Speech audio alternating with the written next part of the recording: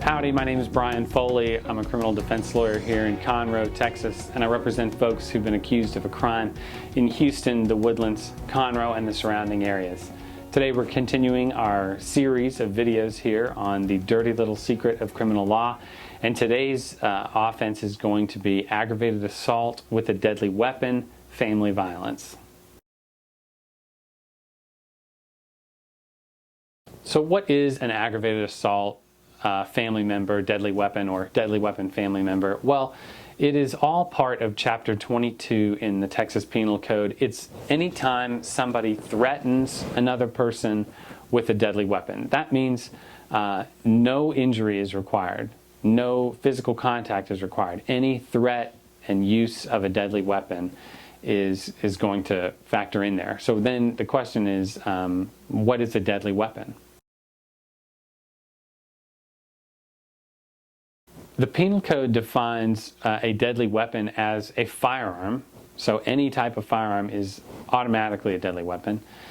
And then anything that in the use or the manner of its use or intended use is capable of inflicting serious bodily injury or death. So what does serious bodily injury mean? We all know what death means.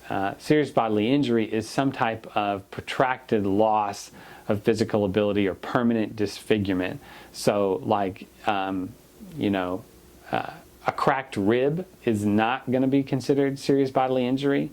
A big bruise is not serious bodily injury, even if it was, serious to the person it happened to.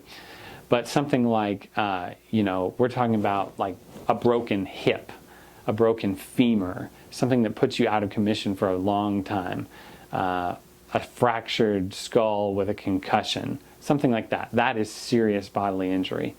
And so there's another type of aggravated assault charge. Anytime serious bodily injury is caused, no matter what it's caused with, deadly weapon or not, then that is a way to charge aggravated assault.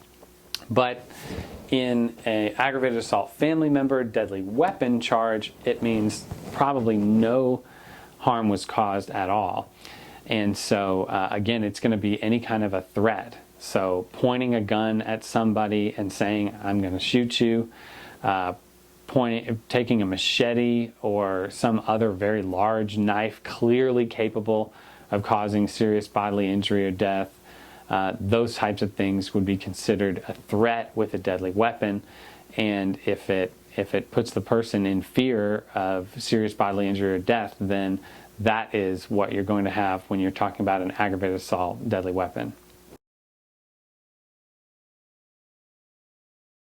So what about the family member part? What makes the aggravated assault family member a little different? Well, that means that the alleged victim or complainant is a member of the person's family, household, or someone they're in a dating relationship with. Household could be just roommates. Family is, mom, dad, husband, wife, brother, sister, aunt, uncle, something like that, grandfather, grandmother. And then a household member, again, could be a roommate. Dating relationship means some type of continuous, intimate relationship.